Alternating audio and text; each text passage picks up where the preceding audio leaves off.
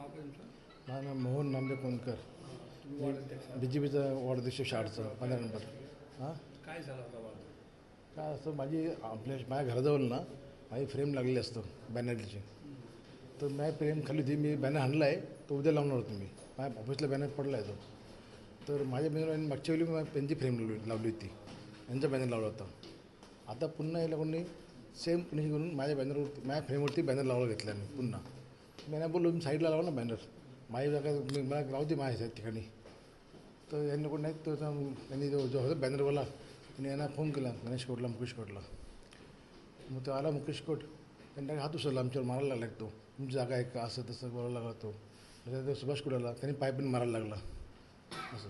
मी आम्हाला सगळं मारलं, तो आम्ही 4-5 जणांना त्यांनी मारलं. मग कंप्लेंट दिली आहे. आता आम्ही कंप्लीट करायला आलो जस्ट त्यांच्याकडं. कोण आहेत समोरचे आणि काय?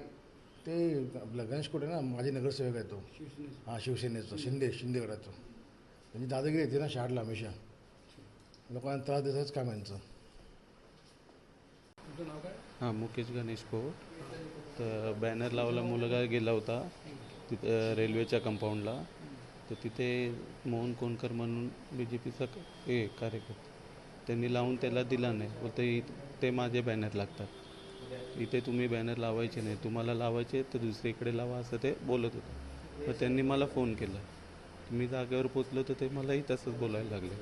मग त्याच्यासोबत जे होते ते थोडे पिलेले होते. मग त्यांनी सरळ माझ्यावर अटॅक केला.